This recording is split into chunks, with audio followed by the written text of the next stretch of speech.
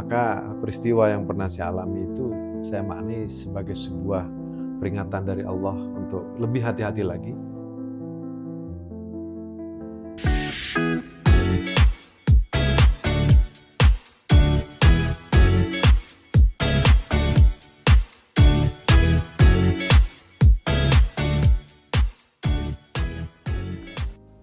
Assalamualaikum warahmatullahi wabarakatuh. Waalaikumsalam warahmatullahi wabarakatuh. Hai calon pemimpin masa depan, selamat datang di podcast SAI Indonesia. Dalam kali ini, podcast SAI merupakan edisi Ramadan bersama Bapak Imam Nahrawi. Apa kabar Bapak? Baik, alhamdulillah sehat walafiat Pak. Sehat ya Pak ya. Alhamdulillah. Terima kasih loh Pak sudah Sama-sama. bisa hadir di podcast SAI Indonesia. Sama-sama Pak Sam, terima dalam kasih. Suasana Ramadan kali ini. Ya, terima kasih sudah diundang ke sini. Sama-sama. Bapak, kalau boleh sedikit sharing nih Pak, sekarang Bapak lebih banyak kegiatan aktivitasnya apain aja Pak? Ya, terima kasih Pak Sam. Saya bersyukur di Ramadan tahun ini menemukan satu suasana yang mungkin beberapa tahun yang lalu saya tidak menemukannya. Karena kesibukan, karena tugas, karena apa. Nah, tahun ini alhamdulillah saya bisa banyak berkumpul dengan keluarga, dengan anak-anak, kerjaan-kerjaan yang dulu saya tinggalin untuk ngurus rumah dan sebagainya ini sudah mulai kita kerjakan ulang. Nah, lebih dari itu seperti biasa kalau Ramadan itu saya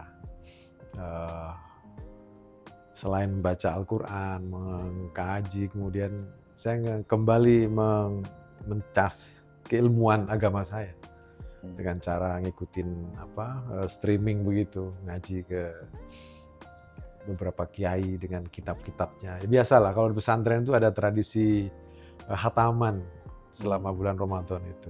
Jadi beberapa kitab kuning itu dikaji, dibaca, kemudian kita mendengar sambil memaknai arti per lafadz dari kitab-kitab itu. Ya, selain itu saya juga sekarang menekuni dunia yang dulu nggak saya tekunin, karena saya ini politisi, kemudian ya santri begitu. Nah, sekarang saya coba memulai pekerjaan-pekerjaan yang mungkin nanti saya akan banyak konsultasi pada Pak Sam ini. Sama-sama belajar ya Pak. Iya. Oke, Bapak pernah menjabat Menteri Pemuda dan Olahraga ya tahun 2014 sampai dengan 2019. 2019. Ya. Nah, kalau misalnya ngelihat dari atlet di Indonesia pada saat Ramadan ya, khususnya mereka harus puasa, tetapi mereka harus juga berlatih bahkan bertanding. Gimana tuh bisa secara fisiknya mereka atau secara waktunya mereka tuh gimana tuh? Ya, saya bersyukur ya ketika keluar masuk pelatnas itu menemukan suasana di mana atlet itu merasa tidak terganggu bagi yang muslim untuk terus melaksanakan ibadah puasanya. Bahkan mereka katakan saya lebih ringan, lebih enak gitu. Meskipun mungkin sorenya atau sahurnya mereka harus mengkonsumsi makanan yang lebih mungkin ya. Demikian pula ketika berbuka puasa. Bagi mereka nggak masalah. Tapi saya juga pernah bertanya kepada kiai saya, bagaimana hukumnya seandainya atlet muslim dalam bulan Ramadan itu tidak melaksanakan puasa.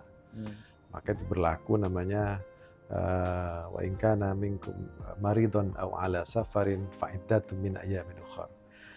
Kalau dia dalam keadaan bepergian, katakanlah atlet ini harus bertanding dari Indonesia ke Malaysia, ke luar kota, itu masuk dalam kategori safar, bepergian, maka boleh dia tidak berpuasa, tapi juga harus mengganti puasa itu di luar bulan Ramadan. Fa iddatun min ayyamin ukhra. Nah, demikian pula ketika dia harus berlatih secara maksimal di pelatnas karena harus menghadapi pertandingan besar mengatasnamakan bangsa begitu. Maka juga ada yang berpendapat waktu itu ya nggak apa-apa, itu namanya bisa diganti nanti di luar bulan Ramadan itu. Tapi saya lihat mereka sangat enjoy sekali Pak. Dan yang lebih penting itu halangan ya buat mereka. nggak ada halangan itu. Dan yang lebih menarik adalah toleransi antar atlet yang muslim dan muslim itu betul-betul terbangun di sana. Katakanlah kalau pas sahur, tentu bagi atlet muslim yang mungkin dia ketiduran, sementara sudah waktu imsak begitu, dibangunin sama teman yang lain yang non-muslim, yang Nasrani begitu, bangun, ayo mau sahur. Bahkan ketika ada yang belum sholat tarawih begitu, dibangunin, kamu belum sholat tarawih loh ya. Gitu. Jadi cerita-cerita itu betul-betul menginspirasi saya. Bahwa namanya kebersamaan, toleransi, tenggang rasa, saling menghargai itu dibuktikan, dipraktekkan oleh para atlet di pelatnas itu. Gitu Pak Hasan. Bapak kalau misalnya di bulan Ramadan ini, apakah ada kegiatan khusus atau mungkin ada mungkin budaya lah khusus yang Bapak lakukan bersama keluarga? Ya.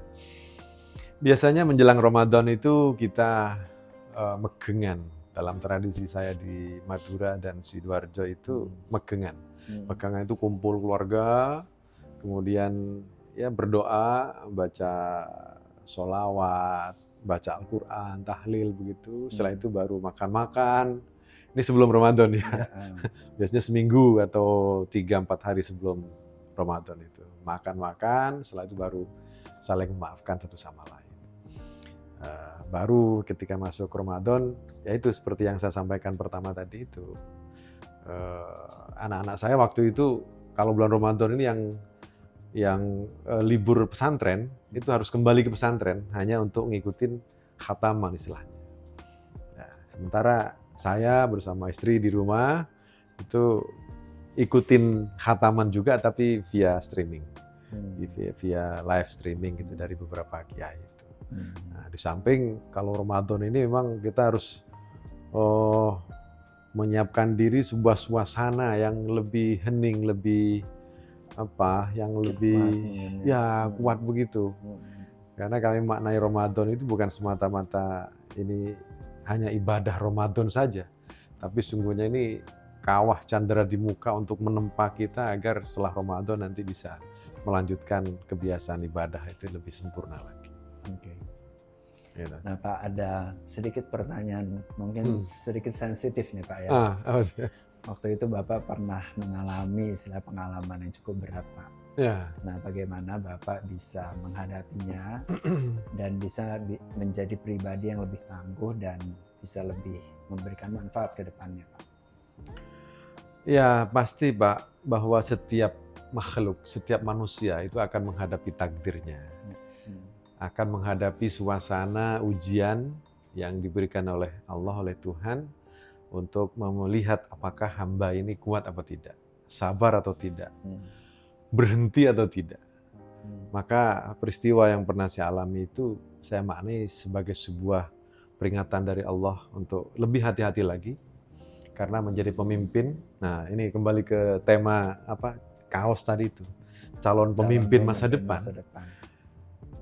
Ketika menjadi pemimpin maka tidak cukup hanya melihat sisi enaknya, sisi dipuji-pujinya, sisi disanjung, punya kuasa tidak. Ya. Tapi ada tanggung jawab besar di situ yang penuh dengan resiko. Nah, ketika mengatakan resiko, maka tentu kita harus menghadapi itu dengan baik juga. Nah, saya menghadapinya dengan selain istighfar, saya mohon maaf kepada Allah, juga mohon maaf kepada bangsa. Saya juga memaknainya sebagai cara Allah untuk menempa saya agar lebih kuat lagi. Dan saya bersyukur atas semua itu. Sehingga saya maknai bahwa ini adalah takdir saya. Dan Allah itu maha baik, takdirnya tak pernah salah. Sehingga masing-masing orang itu pasti punya ujian masing-masing. Ya. Dengan ukuran takaran yang berbeda juga. Gitu. Sehingga itu membuat saya lebih sabar, lebih kuat, lebih juga melepaskan hal-hal yang bersifat duniawi yang selama ini mungkin itu menjadi beban pikiran saya.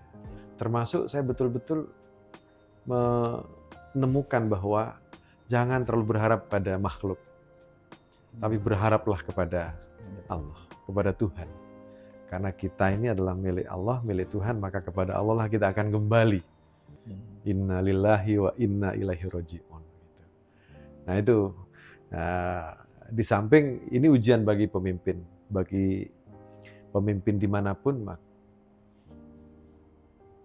bagaimana tangan kanan kita atau kaki kanan kita itu betul-betul kita berikan untuk melaksanakan tanggung jawab, amanah. Kaki kiri kita, tangan kiri kita, ini kita siapkan untuk menerima resiko. Sebaik apapun manusia, sebaik apapun pemimpin, pasti ada salah. Pasti ada lemah, pasti ada celah. Nah, celah ini yang mungkin kita lupa, kita khilaf, kita sengaja maupun tidak. Itu yang kadang kita melewatinya begitu saja. Yang penting di sini memang bagaimana ya, walaupun kita pernah salah, bagaimana kita bisa mengakuinya ya. Kita harus mengakuinya. Dan memperbaikinya. Betul, karena tidak ada manusia itu yang lepas sempurna, dari salah. betul. Pasti ada itu. Bapak, mungkin satu pertanyaan lagi dari saya. Bagaimana Bapak mensemangati pemuda-pemudi di Indonesia ini biar mereka bisa lebih berani lagi nih menerima tantangan, lebih berani lagi untuk bersaing dengan ya mungkin dengan dunia yang sekarang tuh semakin serba teknologi, serba mau cepat instan, serba kompetitif sekali ya saat ini. Nah, bagaimana Bapak memberikan pesan buat mereka biar mereka bisa lebih tangguh lagi? Ya, setiap manusia itu sungguhnya menjadi pemimpin. Dan ketika dia menjadi pemimpin, dia harus bertanggung jawab terhadap kepemimpinannya itu. Hari ini bisa kita katakan ini anak muda nih, tapi besok dia sudah menjadi pemimpin dengan segala tanggung jawab. Maka dia harus berani untuk lompat. Dia harus berani hijrah. Dia harus berani membuka cara berpikir kita yang mungkin satu sisi saja yang kita tekuni. Ini harus kita buka. Dengan cara kita harus banyak belajar. Maka belajar dari pengalaman, belajar dari seorang yang lebih dari kita, itu amat sangat penting. Di samping anak muda tidak boleh kemudian stuck. Ketika gagal sekali, maka sungguhnya dia sedang menapaki keberhasilan berikutnya. Kalaupun dia berhasil, maka sungguhnya dia akan terus melewati fase-fase yang akan menghadapi keberhasilan yang lebih besar lagi. Makanya saya belajar dari atlet, Pak Sam. Seorang atlet itu ketika dia mendapat piala karena juaranya, maka sungguhnya sedetik kemudian dia harus turun dari panggung itu, dari podium juara itu untuk berlatih lagi, berusaha lagi untuk kembali pada saatnya tampil sebagai juara. Makanya ketika gagal hari ini, maka jangan berhenti, karena itu masih koma. Hidup adalah koma, belum titik. Nah, titiknya nanti itu, titiknya. Maka terus berlatih, berusaha, berjuang. Apalagi di era sosial media yang begitu terbuka ini. Maka saya harap anak muda kita untuk mengisi konten-konten itu dengan positif, dengan edukasi yang lebih baik lagi. Karena pada saatnya itu akan menjadi bekal kita untuk melangkah di masa yang akan datang. Amin. Amin. Ya. Jadi memang seorang atlet yang saya selalu dengarnya gini, kalau misalnya mereka sudah menjadi juara, lebih sulit mempertahankan juaranya ya, dibandingkan merebutnya ya. Jadi memang harus ya istilahnya jangan cepat puas ya. Jangan cepat puas. Jangan cepat puas apabila sudah berada di podium tertinggi, ya dia tetap harus berlatih, banyak belajar, banyak ya menerima kritikan atau masukan seperti itu ya Pak ya. Ya, intinya Pak Sam ini kan pelatih kan atlet juga, jadi atlet RTRW. RTRW. Teman-teman jangan lupa ya nanti lihat di YouTube PT SI Pak ya. SI Indonesia. PT SI Indonesia. Nanti lihat di situ, jangan lupa subscribe di situ, like juga, dan jangan lupa sebarin ke seluruh teman-temannya yang sedang menonton live di TikTok hari ini. Terima kasih semuanya. Terima kasih. Ya. Bapak, saya ada kenang-kenangan. Waduh, terima kasih Pak. Terima kasih. Nih. Terima kasih, Pak Sam. Terima kasih ya Pak. Pak Imam, sekali lagi terima kasih. Terima kasih. Sudah hadir di podcast SI Indonesia edisi Ramadan.